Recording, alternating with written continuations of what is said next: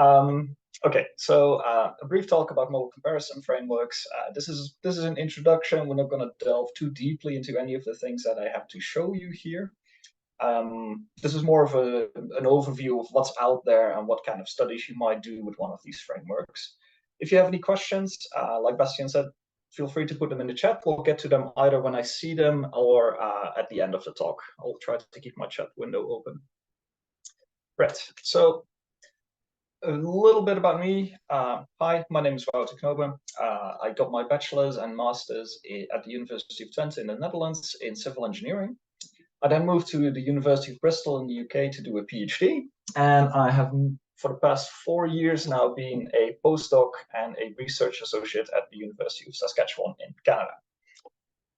My research interests you can sort of summarize as trying to find out which models you can use where and why, and that kind of breaks down in an interest in hydrologic similarity, model evaluation with a side serving of open science.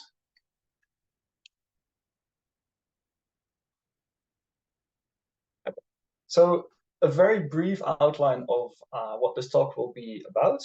First, we'll spend some time thinking about why should we actually care about model differences. I'll then very briefly go over the benefits that multi-model frameworks give you over using individual models. And then we'll just have a very quick look at 7 or 8 different frameworks and the kind of work, the kind of studies that you could do with one of these. So why should we care about model differences? And I think the core question there is, are hydrologic models that different? And if you look at high-level views, then hydrologists more or less share an understanding of how the water cycle works. That's what you see on the left, right? We kind of know what goes into these kind of figures. Maybe this one is lacking a little bit of people in it, but you know, there's precipitation and sublimation and ice and snow and rivers and plants and that kind of stuff.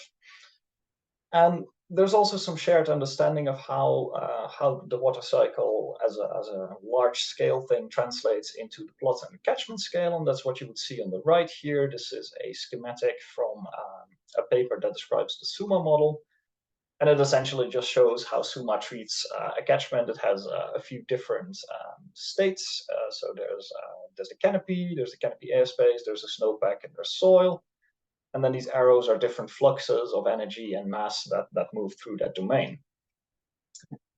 And I think that the fact that we kind of understand collectively how the water cycle works and how that would look on a point scale sometimes implicitly translates into the idea that all hydrologic models are so similar that it doesn't really matter which one you use.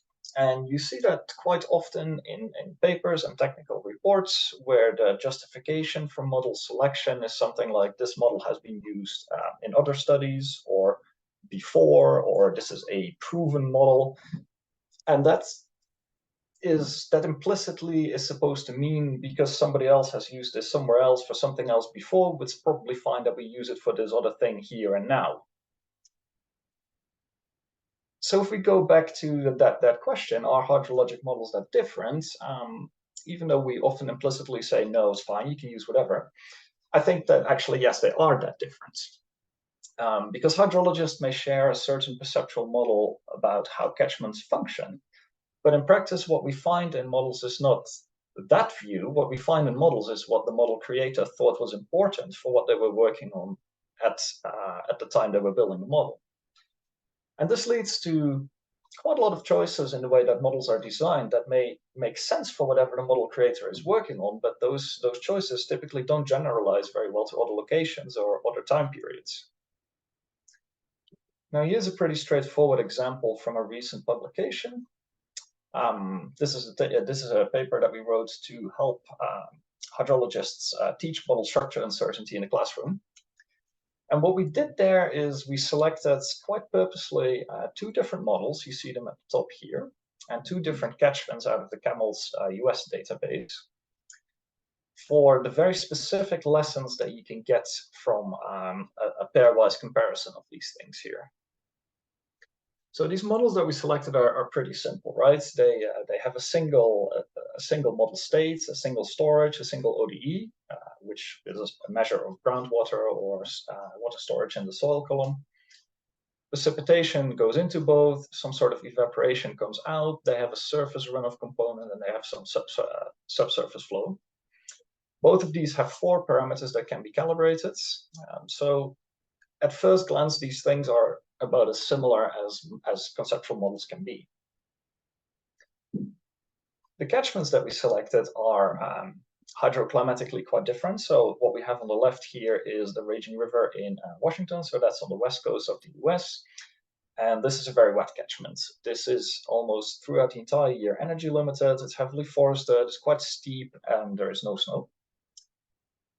And what we have on the other hand is a slightly larger catchment called Middle Yagua Creek in Texas. This is very dry, it's water limited, the vegetation is quite low, it's mostly shrubs, and it's quite flat. And this one also has no snow, because neither of these models has any way to account for snow, so just taking snow out of the equation makes sense here. So what happens when you calibrate both of these models for both of these catchments? If you calibrate both of these things for the raging river, you get these KGE scores, Klein-Gupta efficiencies, that would traditionally be considered quite high. When you look at these numbers for both calibration and validation or evaluation periods, these would typically not give any cause for concern. If you were to see this in your own study, you would probably be quite happy with the whole thing. So what happens when we calibrate these models for this other catchment here? And what we see is that model performance for both of them goes down a little bit, but model 3, this one here, still obtains scores that would typically be considered fine. You would not think that anything is fundamentally wrong with this model when you see these kind of numbers. Whereas for this other one, these numbers are quite low. These calibration scores are already not so high, and these validation scores, they are quite low. When you run into something like this, when you're setting up your study, you might seriously want to consider using something else. And there's a bunch of interesting conclusions that you can draw here by comparing things this way and this way and this way and this way. But what's important here and now is that apparently these models that seem to perform fine in this first catchment, this wet one here, they transfer quite differently to this other catchment here. So despite them being quite similar in the sense that they have one state equation and 4 parameters, internally these things are different enough to lead to quite large differences in performance. And that finding takes us to this quote from Kirchner from 2006, where he says that the right results should be obtained for the right reasons. Or actually, he doesn't really say that. He says the right answer should be obtained for the right reasons, but right results sounds a lot better. So that's what we typically use nowadays. But what that requires is that we use the right models in the right places. So what we see on the left here is Lake Louise in the Canadian Rockies, mountainous, lots of snow, glaciers, these pretty blue lakes. And the kind of model structure that you would need here to get reasonably accurate and realistic simulations is quite different from what you would use in the south of the Netherlands, for example, where the landscape is quite flat. There's some rolling hills, the rivers are broad and wide, and you would need something that's not the same as what you would use in the mountains. So, in other words, if we accept that the modeling process is subject to various sources of uncertainty in the data that we use, in the models that we use, in the parameters that we use, and the boundary conditions that we give them, what Kirchner says is that model structure choice, model choice uncertainty is very important.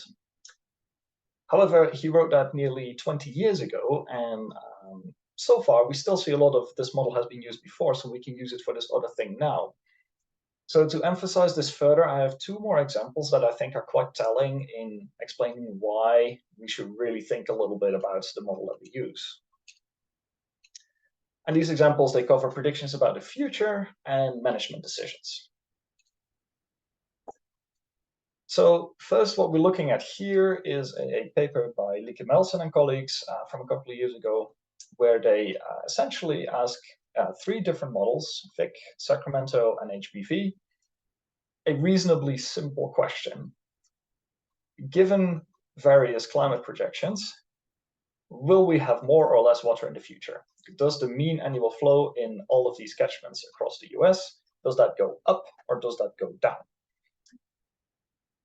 Now, what we see in blue dots, dark blue or light blue, is that these models are in agreement about what happens. So either 2 or 3 of them say, well, it's going to go up or it's going to go down.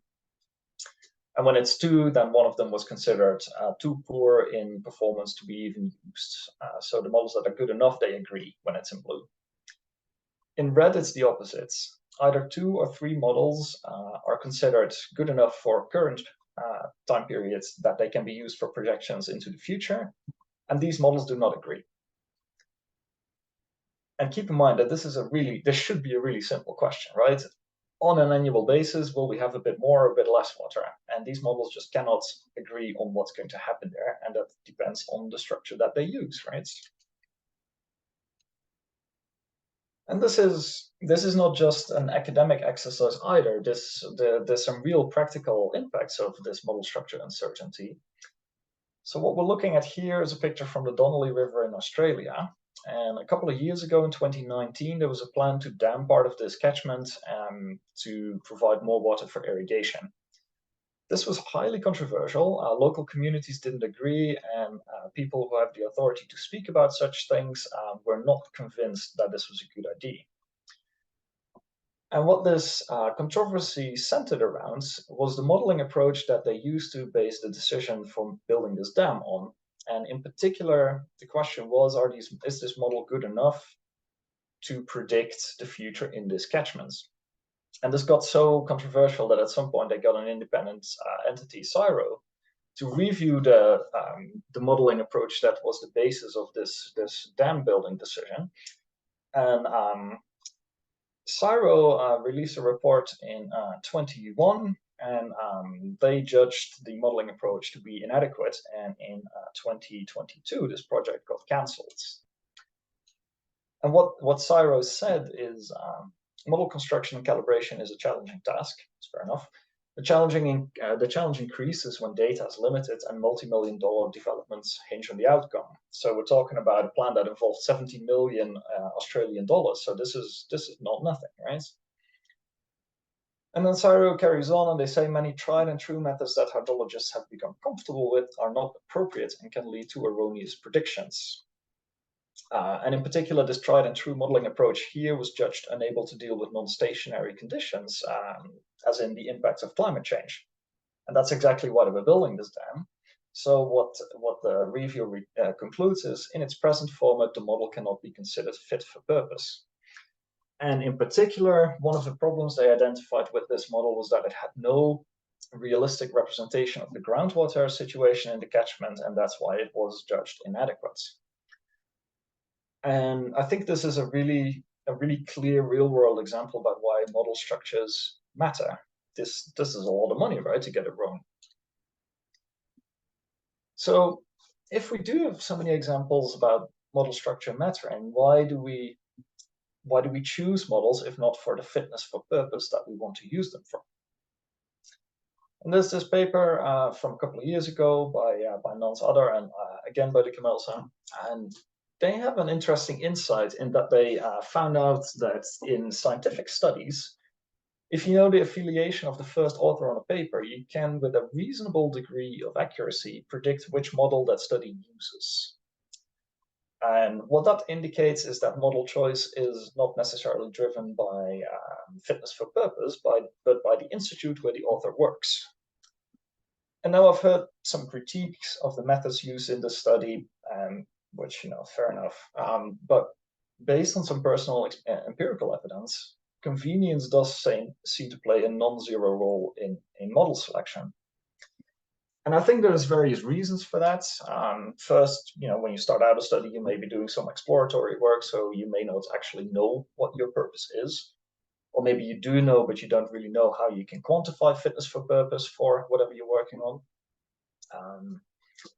There are practical concerns. Learning to use a new model costs time, it costs energy, and that may not necessarily be available. Or there are limitations imposed from above. If you start a PhD with a professor who's just developed a model and has spent a decade working on that, then chances are you'll be using that. There may be professional standards that mandate which kind of modeling approaches are judged safe enough to be used in public works and that kind of stuff. And there's also the fact that if you have a lot of experience, like decades with a certain model, that can sometimes actually be quite effective compensation for any model deficiencies. And you see this sometimes in flood forecasting or reservoir operation, that kind of stuff. People who've worked with a given model in a given place for so many years, they build up a sort of mental bias correction methods, but they don't necessarily rely on the simulations that come out of their models, but they actually then mentally correct those for what they know could be wrong with them. And that can actually work reasonably well. But what I think is the main problem is that by now we have so many models out there that it makes it very hard to systematically test everything. And that means that there are not really any clear guidelines that tell you what to use when and where. And that means that typically we just stick with what we know. So where do multi-model frameworks come in? What do they provide over individual models? I think there's three main reasons to prefer multi-model frameworks over comparing different models side by side. And the first is centered around practical concerns. If you have to set up two models, you have to install two models, you have to process your data to feed into two models, and that typically is more work than doing that for one model. And especially when you start going into the higher numbers, like if you want to compare 10 models or 50 or 100, at some point the amount of specific data processing that you'll need to do becomes just infeasible. And this may sound a little silly, maybe depending on your background and the kind of models you work with, but configuring models and analyzing outputs can be so much work that, in fact, we recently published a paper that is just about how you can make that whole process a little easier for the more complex models that are spatially distributed and process-based. And with a multi-model framework, you kind of skip over that need to pre-process all the data in multiple different ways, because it just feeds into the one framework, and then all the comparisons happen inside, and outputs come out in a format that you also know. So it's just easier this way. The next one is that when you use a multi-model framework, at least you have the same numerical implementation for all models. So this is going to be kind of geeky, but it's very interesting. If the numerical implementation for your models is consistent, that lets you avoid a whole bunch of problems. So what we're looking at here is a picture that I took from the Skavetsky and Clark paper. And what they show here is the same model equations solved with different methods. So two explicit methods and two implicit methods. And what we see on the x and the y axes are two different parameters. So this is a surface runoff exponent, and this is some storage parameter. And in colors, we see the parameter response surface quantified by Nash-Sutcliffe efficiencies, NSE. So with below 0 is in white, and red are the best NSE values you would find in this parameter response surface. So if you use these explicit methods, you might think that the best parameter values can be found in the top right corner, so close to the maximum values. Whereas if you use an implicit method, instead you find the highest values in completely the other side of this response surface. You find them in the bottom left, close to the minimum values. And if you were to compare models side by side that use different numerical approaches to solve their equations, you run into a whole bunch of problems like this. Whereas if you use a multi-model framework, even if the numerics in that framework are maybe not the best they can be, at least they're consistent within your experiment, and that avoids a whole bunch of problems. And third, probably the most important one, when you use a multi-model framework, it allows investigation of individual modeling decisions. Typically, when you compare two models side by side, there are so many differences that it's almost impossible to attribute a difference in simulations to a specific difference between the models. And in fact, there have been a great number of model intercomparison projects in recent years, and one of the difficulties in those comparisons is typically to go beyond noting that the models are different and then start explaining why differences in simulations relate to differences in these model structures. And with a multi-model framework, it becomes much easier to test specific hypotheses about model functioning. So here is a real brief overview of some available frameworks. I was asked to give an overview of the different things that are out there. So I collected 8 because they fit nicely onto my slides. These things have been around for a while. The first example that I could find is 1996, and one of the more recent ones is from a couple of years ago. Here are their names in case that's useful. And here's a very brief overview of framework name, main citation, what it's programmed in, and where you could get the code for this if you want this. So feel free to, I don't know, screenshot this while I drink something.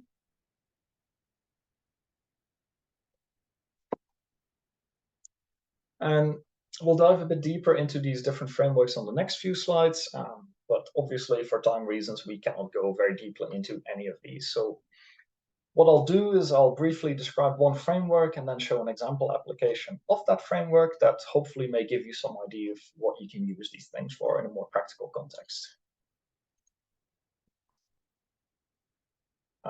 Yeah. So this, what we're looking at here is the structure for unifying multiple modeling alternatives, also known as SUMMA. SUMMA is written in Fortran. It solves both mass and energy equations, so it's a little more on the complex side. It's a process-based model. And this image on the left shows how SUMMA works. This is sometimes referred to as the horrendogram because it's so easy to see and clear. But the take-home messages here are that SUMMA defines several conservation equations for mass and energy. That would be these guys here. So it has different model states. These are for mass, and these are for energy. And these state equations are kept completely separate from the numerical solving routine, which you'll find in the middle. So the ordinary differential equations go into the solver and solutions come out. And then on the outer ring here, you see various modeling options that dictate which conservation equations are active in the first place, and then which process equations or parameterizations are used inside the conservation equations. So for example, for stomatal resistance, you have a bunch of different options. The image on the right here that shows an overview of how SUMMA deals with horizontal space. It uses GAU, group response units, and hydrologic response units, and it's quite flexible in what it lets you do. So you can mimic grid-based setups, or you can use sub-basins. And in terms of vertical discretization, you've got some freedom in whether there is an aquifer, and if that aquifer is on a per HAU basis, or whether it spans the entire basin that you're modeling. And Bastian says we could share the links in an email tomorrow. That is totally fine with me. Yeah. Okay, so now what could you do with one of these things? One of the big strengths of SUMMA, I think, is that it allows you incredibly granular control over what's actually happening inside the model code. And SUMMA is really good for investigating individual modeling decisions. So what we see here is how different parameterizations, so process equations, affect simulated total evapotranspiration for an hour in a day in a catchment somewhere. I think this is Reynolds Creek East, but I'm not entirely sure. And what we see here, plotted against observations as black dots, is that these different process equations really have quite different behavior. So this simple resistance model, for example, has evaporation simulations that are larger than 0 at night, which is maybe not what you expect, and there's quite a difference in the peaks between these things. Now, you can also look at parameters inside one of the process equations. So given this Balberry process equation, we'll see that in blue here, and this is the same line in blue here. What happens if you change some of the parameter values in there? And you can see that that affects the simulations quite strongly. So this, for example, controls how deep the roots in the model vegetation go into the soil profile. And if you keep these roots closer to the surface with lower root exponent values, they have less water available, so they evaporate less. And that opens up another interesting question. If this is about water availability in the soil for this particular location, what happens if you change, for example, the base flow modeling of that catchment? And you'll see that depending on how you model base flow, there is less or more water available in the soil. And you can actually get a lot more evaporation by just changing your base flow method. So I think the main conclusion from this kind of work is that there are strong interdependencies among different modeling decisions. And with something like SUMMA, you can actually start teasing those out. So next model framework, MARRMoT. I'm of course incredibly unbiased because I made this and it's fantastic. What MARRMoT gives you is a model code for 47 different models. It's written in MATLAB. And these models are based on literature. So I scavenged the literature, found papers that describe models, and then tried to code them up in a single consistent framework. And you'll probably recognize some of these names that are in here. You'll see these model structures looping on the right. And there's quite a lot of variety in here.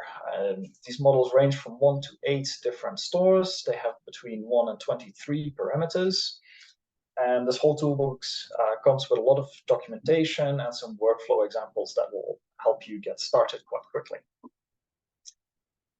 It has everything needed to build new models, but based on practical experience, that doesn't really happen so often.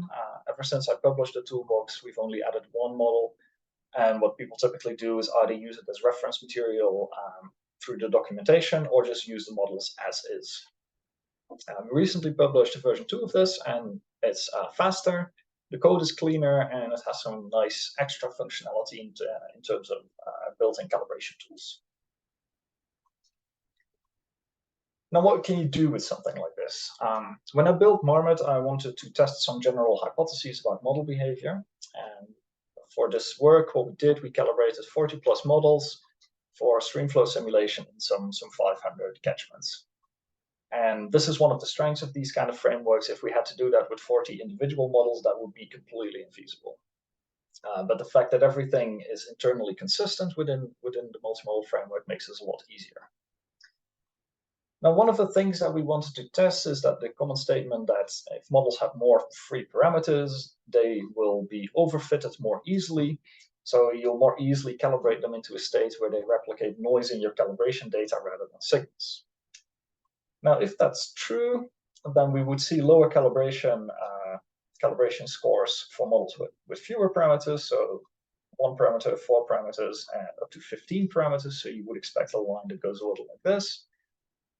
And conversely, it's also often stated that if your model is overfitted, then it will perform worse on unseen data, so in the evaluation periods, than if it were not overfitted. So we also looked at robustness, which is calibration performance minus validation performance. And if that's close to 0, then there wouldn't be a lot of performance loss on new data. And if that is very large, then we would have overfitted our model and we would have a large performance reduction in validation. Now, if I remove these lines, you got to eyeball it a little bit, but these patterns from down here to up there and from here to up there, they're not really there, right? And we use some statistical tests to investigate this, and those patterns are just not really there. Which was interesting, because this is quite often, quite often see that argument in papers, but we don't really find any empirical evidence that this actually holds.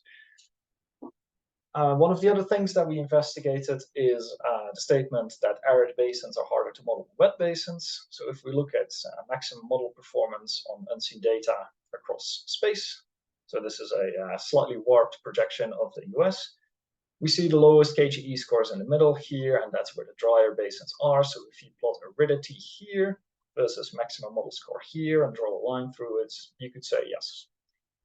If catchments are more arid, there's a tendency for model performance to go down.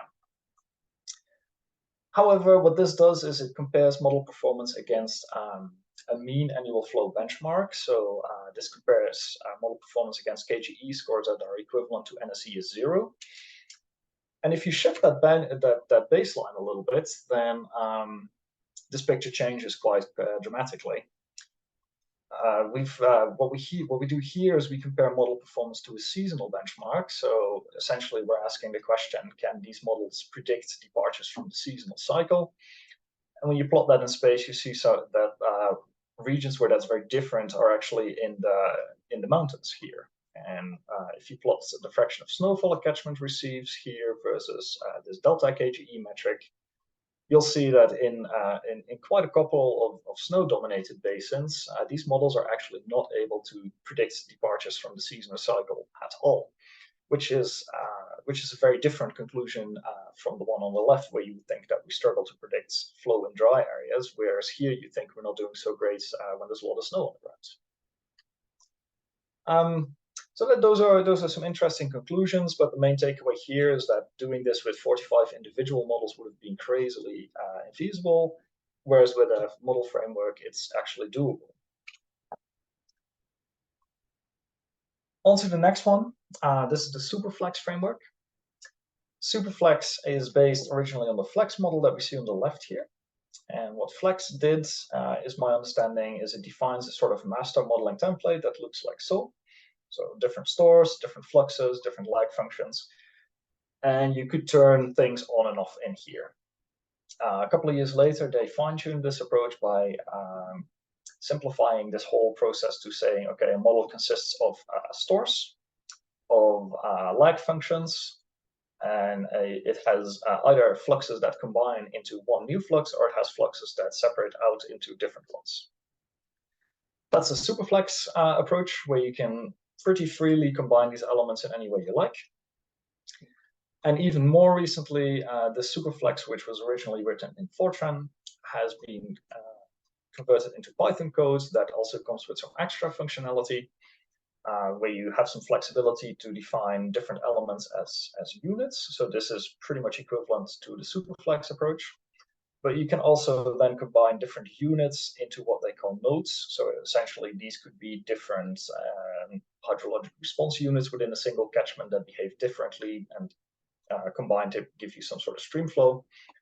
Or you could even separate this out further, where you say, well, I want stream flow coming out of these different nodes, and that stuff then feeds into a third node, and a fourth, and a fifth, as a sort of more spatially explicit model setup.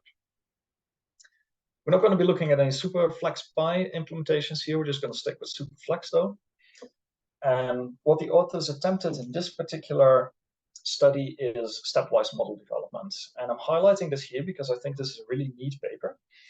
This documents very, very clearly which steps the authors took and why they made the choices that they made. It's quite a beast. It's quite long. But I would recommend to have a look at this if you're interested in model development yourself. So what the authors tried to do is develop a new model for the Attet catchment in Luxembourg. It has 10 subbasins, and they approached the whole problem from a hypothesis testing point of view. So what they found here is that they compared geology and topography as a basis for dividing this catchment into different subcatchments. And they found that geology and not topography is a dominant control on spatial variability in streamflow. So knowing that, they started with a fairly complex model structure encoded in Superflex. This is kind of reminiscent of HBV. And that was used across all these 10 different subbasins. What they then did is they started incrementally testing simpler and simpler model structures until they had more region, more geology-specific model structures. And what they found here is that you really don't need overly complex models to represent the individual flow regimes in these subbasins. And they then took a final step where they looked at parameter values. And what they found is that the maximum root zone storage parameter, which is typically quite an important parameter in these kind of conceptual models, that you can actually keep that constant throughout the entire domain, which suggests that partitioning of water into streamflow and evap is largely independent from the geology. And I don't really have any follow-up conclusions here, apart from the fact that this is just really nice example of what you can do for incremental model building.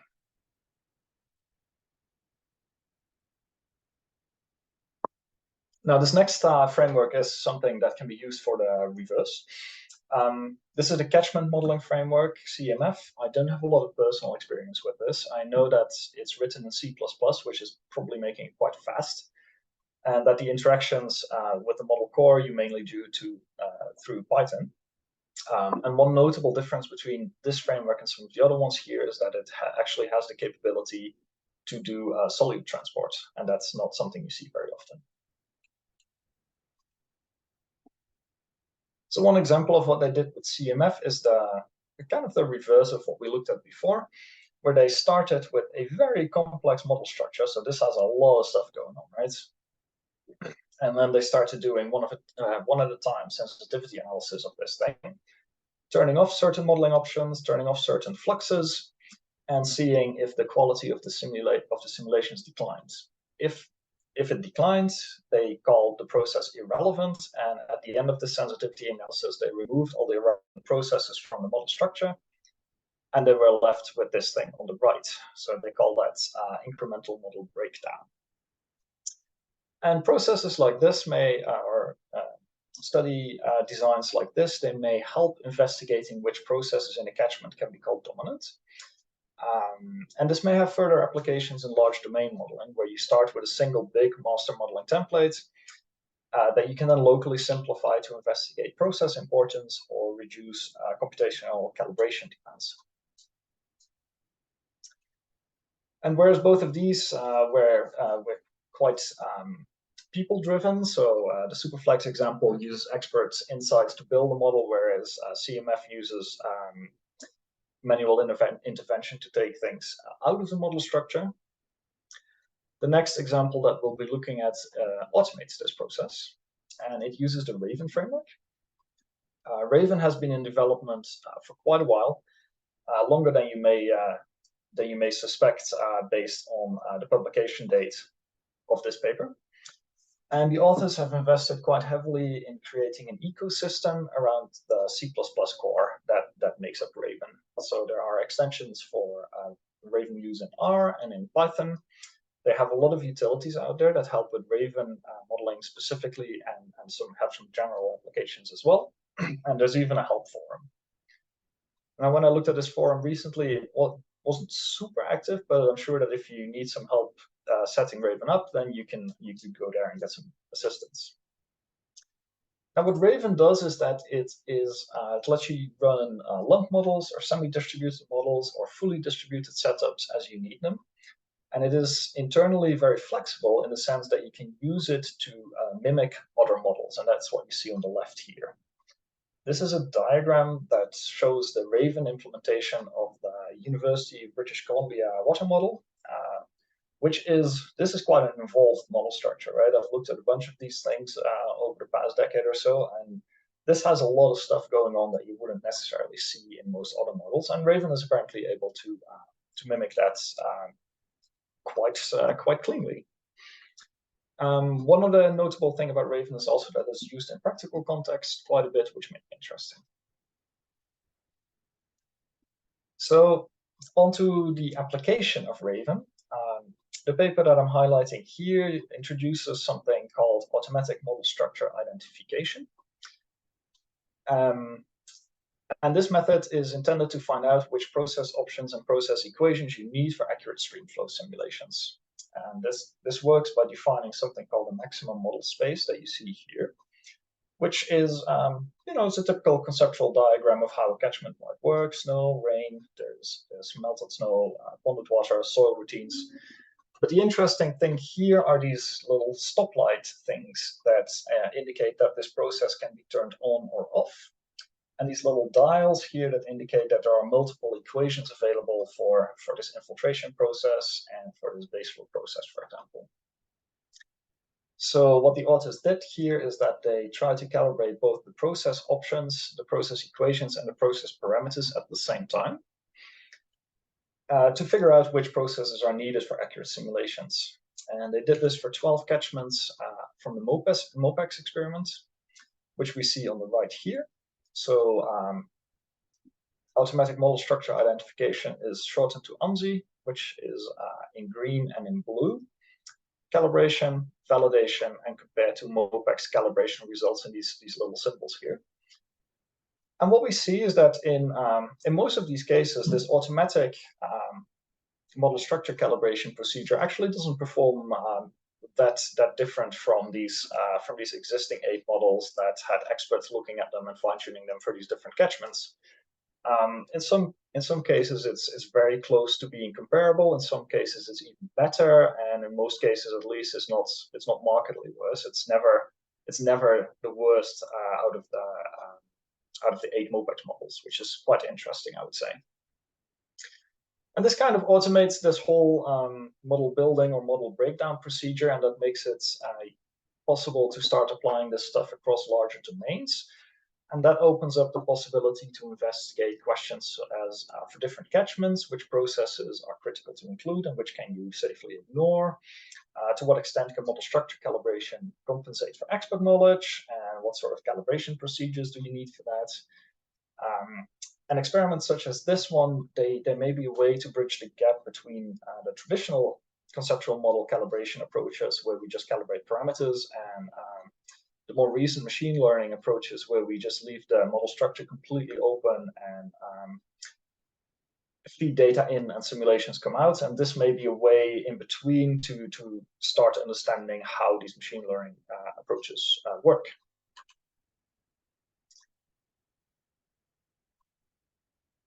Now, what you can also do is go back to more expert-based insights. And what we're looking at here is an example that uses the rainfall runoff modeling toolbox. This is one of the older ones. It originates in 2001, and what it does is gives you MATLAB code for 6 different soil moisture accounting routines that you can couple to 3 different routing routines. Has a bunch of optimization modules included. It includes various objective functions, and it comes with a GUI that can be helpful for teaching or just getting started with the whole thing. And what the authors did with this tool is they calibrated 6 of these RMT structures for streamflow simulation in 1,000 catchments in the UK. And the study goal was to see if you can map these structures onto different catchment types. This follows up on an earlier study that uses fuse across the UK, where Rosie Lane, who's actually in the audience right now, I think, authored.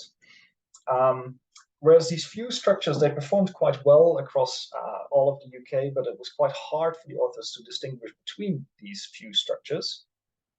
The hypothesis here was that because these RMT structures have been originally developed for use in the UK, it might be easier to separate them out into different catchments where they do well and where they do poorly.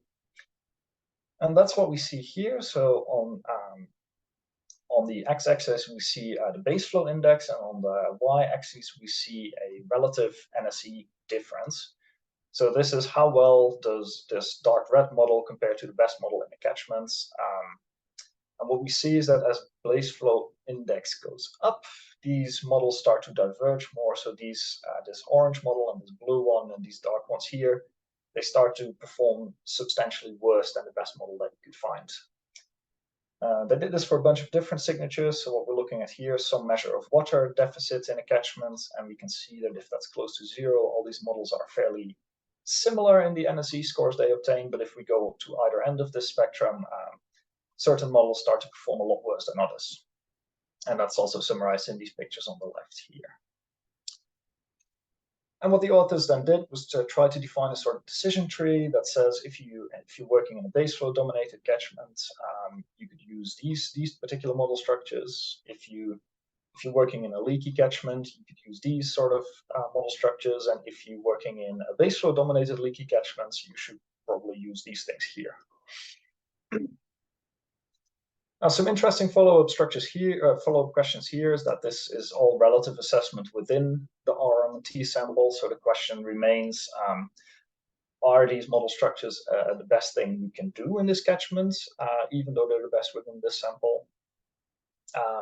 But this is another neat example of what you could possibly do with one of these frameworks. Now, the last one I've got for you is Fuse. Fuse was originally coded in Fortran. It's now implemented in R as well. And there is a Fuse version 2 out there on GitHub, which provides some quality of life changes, but it's still on Fortran. What Fuse does is it uses a general template that defines two soil zones, an upper one and a lower one. And within those soil zones, you can actually distinguish between tension and free storage. And as a user, you then have the option to use different process equations for these fluxes that you see in these see as arrows here. And that gives you the option to create several thousands of different model structures, if I remember correctly. But four notable ones that you often see used in papers that rely on Fuse are these four here that mimic the main functionality of a couple of well-known conceptual models. And I specifically say mimic because these Fuse implementations are not actually the same as these core models, but they copy the main functionality there. And one example of what you could do with this is a selection of model ensembles for use under climate change. The paper that I'm showing here, there's a lot going on, but in a nutshell, what the authors wanted to do is to investigate if sampling model structures in a Pareto framework is a way to increase the hydrologic consistency in these kind of scenarios, with the end goal of getting more robust assessments of precipitation elasticity and temperature sensitivity. And that's what we see on the right here, with all the models in the sample. There's 78 Fuse models in here, I think, in gray, and in colored lines, the ones that are considered the most robust. So you can see here that there's quite a large difference between all the models that you could use and the ones that they consider to be the most robust hydrologically speaking. And I think this really shows that there is value in comparing quite a few of these model structures to find the best ones that you could be using for your study catchments. Because if you choose it wrong, if you see these gray lines as the wrong option, then you could actually get answers out of your study that are quite different from the better ones that are highlighted in colors here. And this is another one of these examples. We're doing this with 80 individual models, which is being feasible, but with a modeling framework like Fuse, this actually becomes attainable. And that's pretty much all I had for you. So a little summary: why should you care about model differences? Because not every model can be used in every context, and that getting it wrong can be expensive. Why should you use model frameworks? It's just more practical. There's numerical consistency within the framework, and it allows you a lot more granular insights into what makes models different. And what can you do with these things? Quite a lot. Test hypotheses, bridge the gap between conceptual and machine learning models, maybe map models onto places, onto flow regimes, onto catchments, stepwise model development, or breakdown, automatic model selection, or expert-based model selection, and there's a whole lot of other things you could do there. And with that, I would say thank you. If there are any questions, I will be happy to take them now.